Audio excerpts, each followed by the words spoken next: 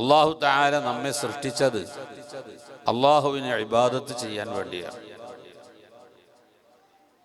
ഇബാദത്ത് ചെയ്യാന്ന് പറഞ്ഞാൽ ഇബാദത്തിന്റെ കുറവ് എന്ന് നോക്കിയാൽ എവിടെയും കുറവില്ല. പള്ളികൾ എത്രയാണ്! ഞാൻ ഇന്നലെ വരുമ്പോൾ തന്നെ അത്ഭുതപ്പെട്ടു പോയി.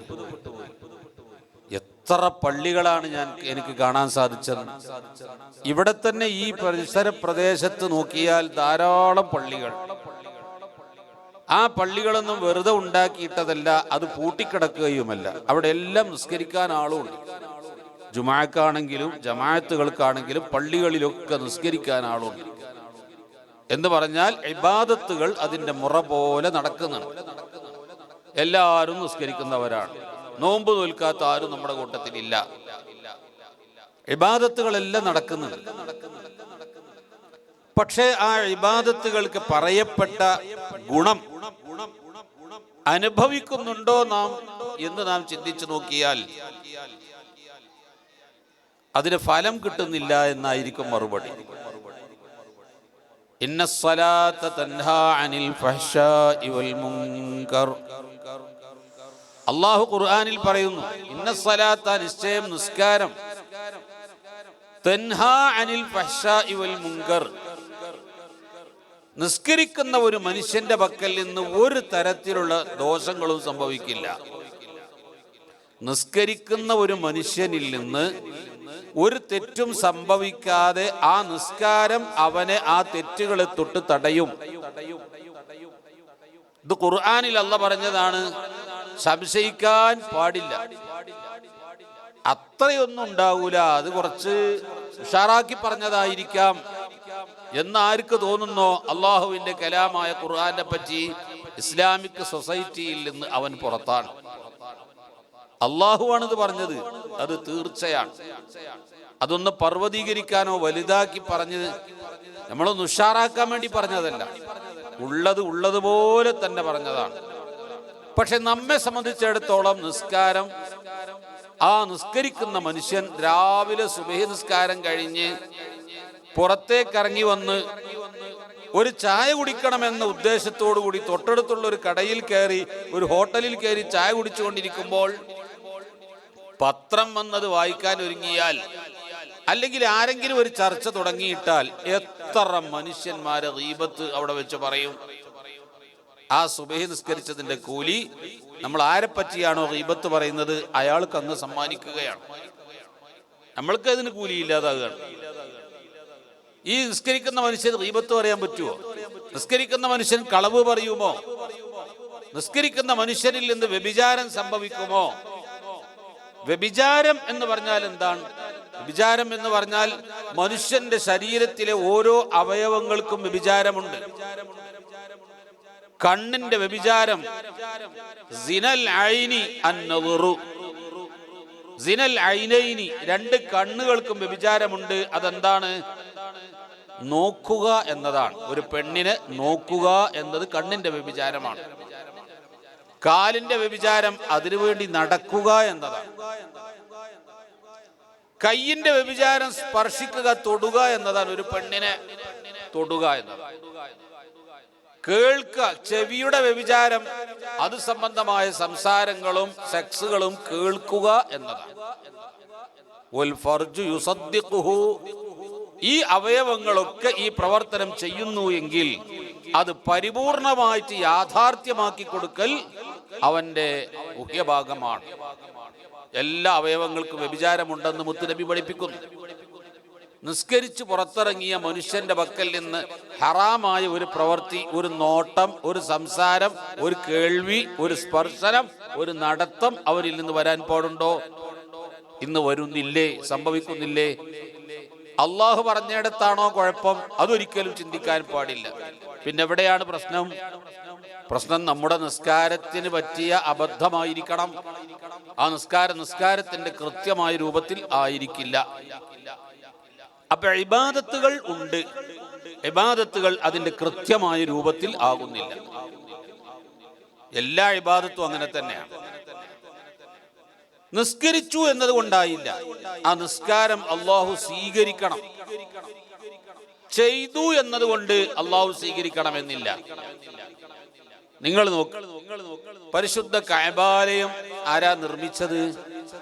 ആദം നബി അലൈഹി ഇസ്ലാമിന്റെ കാലത്ത് കഅബാലയത്തിന്റെ നിർമ്മാണം തുടങ്ങിയിട്ടുണ്ട്.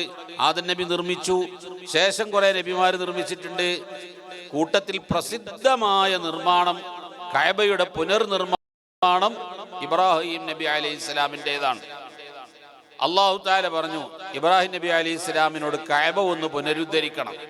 അത് ഇടിഞ്ഞ് പൊളിഞ്ഞ് തകർന്ന് അതിന്റെ മേൽ കല്ലുകളൊക്കെ എവിടേക്കോ പോയി. എവിടെയാണ് കഅബ എന്ന് നോക്കിയാൽ കാണാൻ പറ്റാത്ത വിധം കിടക്കുകയാണ്. അതൊന്ന് നന്നാക്കണം. ഇബ്രാഹിം നബി അലൈഹി ഇസ്ലാം പറഞ്ഞു, എവിടെയാ കഅബ എന്ന് എനിക്ക് അറിഞ്ഞൂടാ. അല്ലാഹു തആല പറഞ്ഞു, വഇദ് ബവ്വഅനാ ലിഇബ്രാഹീമ മക്കാനൽ ബൈത്ത്. അല്ലാഹു തആല ആകാശത്തൊരു മേഘം അയച്ചു കൊടുത്തു. ആ മേഘത്തിന്റെ നിഴൽ ഭൂമിയിൽ കാണുന്നിടത്ത് അങ്ങ് പെടുത്താൽ മതി. അതിന്റെ സ്ഥലം അള്ളാഹു കാണിച്ചു കൊടുത്തു. ഒരു മേഘം, ആ മേഘത്തിന്റെ നിഴല് ഭൂമി കാണും. അവിടെയായിരുന്നു കഅബ ഉണ്ടായിരുന്നത് എന്ന് അള്ളാഹ് കാണിച്ചു കൊടുത്തു. അവിടെ അങ്ങ് നിർമ്മിച്ചാൽ മതി. അള്ളാഹു ആണ് അതിന് സ്ഥാന നിർണയം നടത്തിയത്. ഇബ്രാഹിം നബി അലൈഹി ഇസ്ലാം പഠിക്കാൻ തുടങ്ങി. നിങ്ങൾ മനസ്സിലാക്കണം, ഇബ്രാഹിം നബി അലൈഹി ഇസ്ലാം ആരാ? അള്ളാഹുവിന്റെ സൃഷ്ടികളിൽ ഏറ്റവും ശ്രേഷ്ഠൻ അഷ്റഫുൽ ഖൽഖ് മുഹമ്മദുർ റസൂലുള്ളാഹി സ്വല്ലല്ലാഹു അലൈഹി വസല്ലം തങ്ങളാണ്.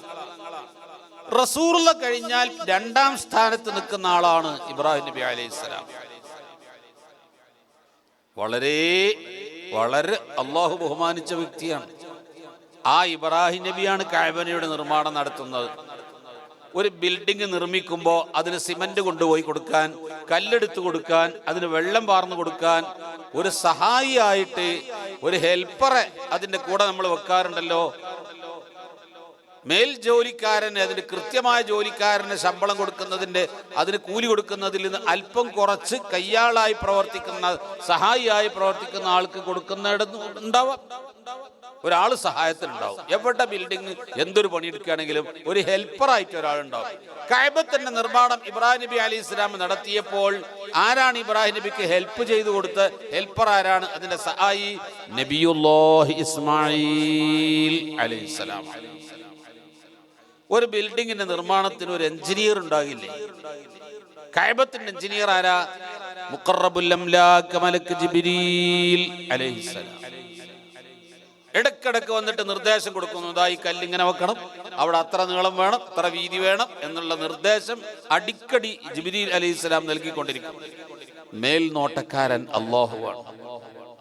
അള്ളാഹു മേൽനോട്ടം വഹിച്ച് പടുക്കേണ്ട കൃത്യമായ രൂപം ജിബ്രീൽ അലൈഹിസ്സലാം മുഖേന എത്തിച്ചു കൊടുത്ത് ഇബ്രാഹിം നബി അലൈഹിസ്സലാം പടുത്തു. ഇസ്മായിൽ നബി സഹായിയാണ്. ആ ബിൽഡിങ്ങിന്റെ നിർമ്മാണം പൂർത്തിയായി. എന്തെങ്കിലും ഒരു തകരാറ് ആ ബിൽഡിങ്ങിന് നിങ്ങൾ പ്രതീക്ഷിക്കുന്നോ? അള്ളങ്ങനെ നോക്കി ശ്രദ്ധിച്ചുകൊണ്ടിരിക്കുകയാണ്. ജിബ്രീൽ അലൈഹി ഇസ്ലാമിനോട് വഹയി കൊടുത്തുകൊണ്ടിരിക്കുകയാണ്. ഇബ്രാഹിം നബിയോട് ഇങ്ങനെ ചെയ്യാൻ പറ, ഇങ്ങനെ ചെയ്യാൻ പറ. ഇബ്രാഹിം നബി അലൈഹി ഇസ്ലാമാണ് പടുക്കുന്നത്. ആ നിർമ്മാണം കഴിഞ്ഞ് പൂർത്തിയായപ്പോൾ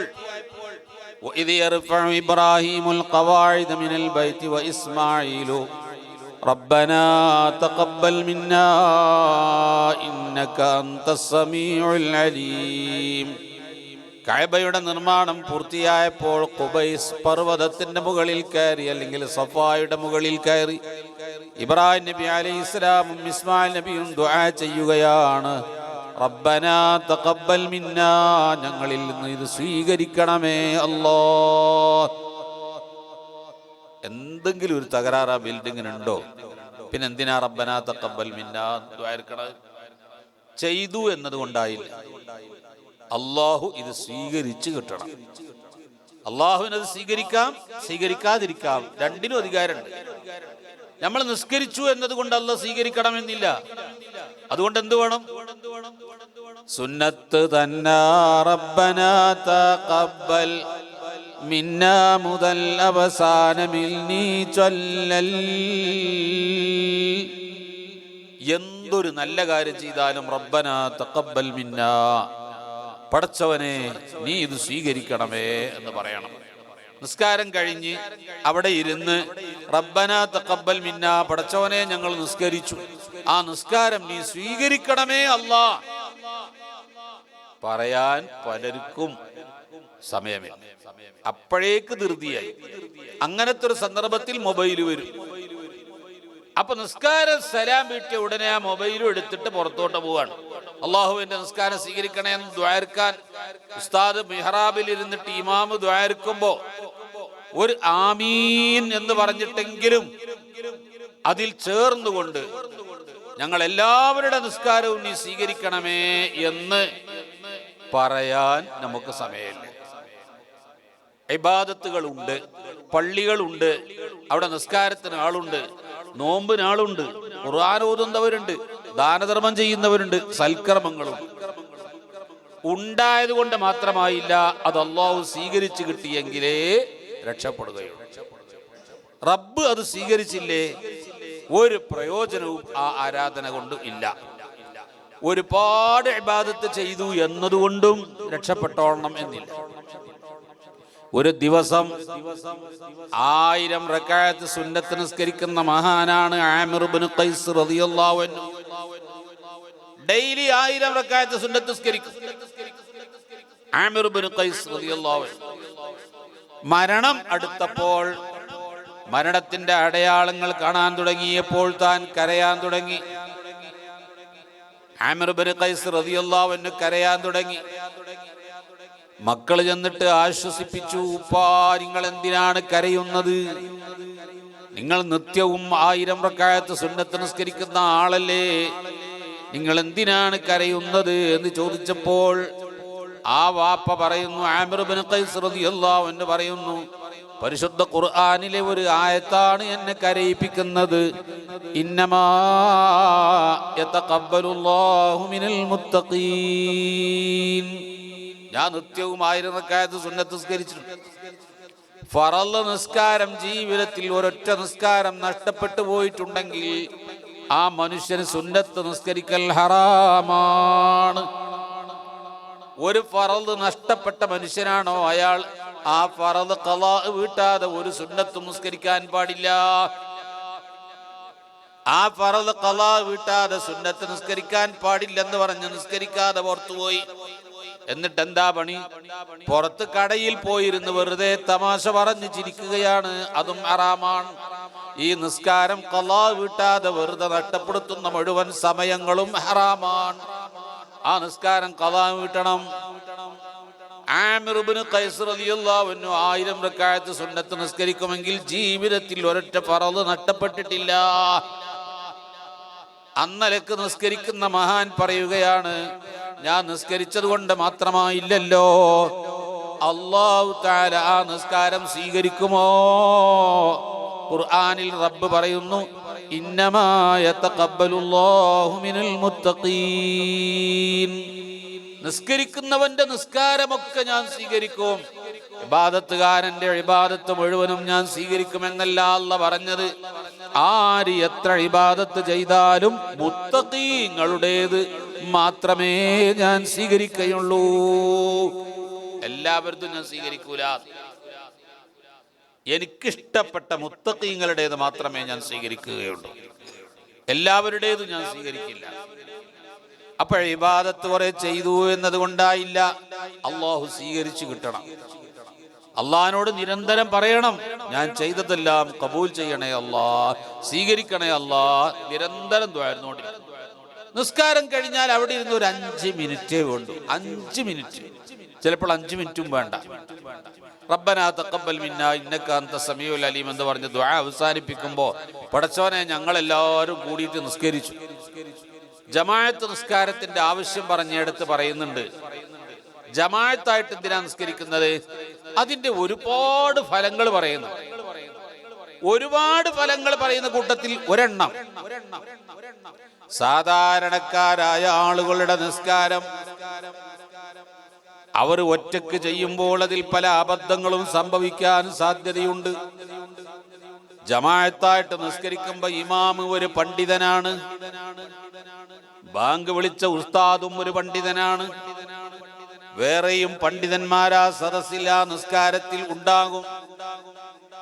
ആ പണ്ഡിതന്മാരുടെ നിസ്കാരം, ആ ആലിമീങ്ങളുടെ നിസ്കാരം അല്ലാഹു സ്വീകരിക്കുന്നത് കൊണ്ട് അവരെല്ലാവരും കൂടി ഉൾക്കൊള്ളുന്ന ആലിമീങ്ങളും സ്വാലിഹീങ്ങളും നിസ്കരിച്ച കൂട്ടത്തിൽ ഈ സാധാരണക്കാരനും നിസ്കരിച്ചു. ഇവരുടെ എല്ലാവരുടെയും നിസ്കാരം സ്വീകരിക്കപ്പെടാനുള്ള സാധ്യത കൂടുതലാണ്. സാധാരണക്കാരന്റെ നിസ്കാരം അല്ലാഹുവിന്റെ അടുക്കൽ സ്വീകരിക്കപ്പെടാൻ സാധ്യത വളരെ കൂടുതലാണ്. അതുകൊണ്ടാണ് ജമാഅത്തായ നിസ്കാരത്തിന്റെ ഫലം ആലിമീങ്ങളുടെ നിസ്കാരം റബ്ബ് സ്വീകരിക്കും. അപ്പൊ സാധാരണക്കാരനും ആ കൂട്ടത്തിലല്ലേ നിസ്കരിച്ചത്, അതുവഴി സാധാരണക്കാരന്റെ നിസ്കാരവും സ്വീകരിക്കും. അതാണ് ജമാഅത്തായി നിസ്കരിക്കുന്നതിന്റെ ഒരുപാട് ഗുണങ്ങൾ പറഞ്ഞതിൽ ഒരു ഗുണം. ആ ദുആ ഒറ്റക്ക് നമ്മൾ ദ്വാരുന്നാൽ ചിലപ്പോൾ സ്വീകരിച്ചില്ല എന്ന് വരാം. ആ കൂട്ടത്തിൽ എല്ലാവരും കൂടി ചേർന്നിട്ട് ഇമാം ദ്വാരക്കാണ്, റബ്ബനാ തഖബ്ബൽ മിന്നാ, ഞങ്ങളുടെ എല്ലാവരുടെയും നിസ്കാരം സ്വീകരിക്കണേ അല്ലാഹ്. അപ്പൊ സദസ്സിൽ എല്ലാവരും ആമീൻ, ഈ ദുആ കേട്ട് ഞങ്ങൾക്ക് അതിന് ഇനി ഉത്തരം നൽകണേ അല്ലാഹ്. നിങ്ങൾ ചിന്തിച്ചു നോക്കൂ, എത്ര ഒരു അനുഗ്രഹം. ആരോ ഫോൺ ചെയ്ത് ആർക്കോ വേണ്ടി നമ്മുടെ ഇബാദത്തും നമ്മുടെ സ്വർഗവും നമ്മുടെ പരലോകവും നമ്മൾ നഷ്ടപ്പെടുത്തല്ലേ. ഈ മൊബൈൽ ഫോൺ ഒന്ന് സൈലന്റ് ആക്കി വെച്ചതാണ്. ഇത് എന്തെങ്കിലും ഒരു ശബ്ദം ഉണ്ടാക്കിയിട്ടുണ്ടാവും, വൈബ്രേഷൻ ഉണ്ടാവും. അതങ്ങ് ഓഫാക്കി വെച്ചിട്ട് ഇനി വിളിച്ചാൽ തന്നെ എൻ്റെ ഈ ദുആ കഴിയുന്നത് വരെ, അത് കഴിഞ്ഞിട്ട് ഞാൻ അങ്ങ് തിരിച്ചു വിളിച്ചോളാന്നൊരു തീരുമാനം. അങ്ങനെ തീരുമാനം എടുത്ത് ആ ദുആയിൽ പങ്കെടുക്കണം.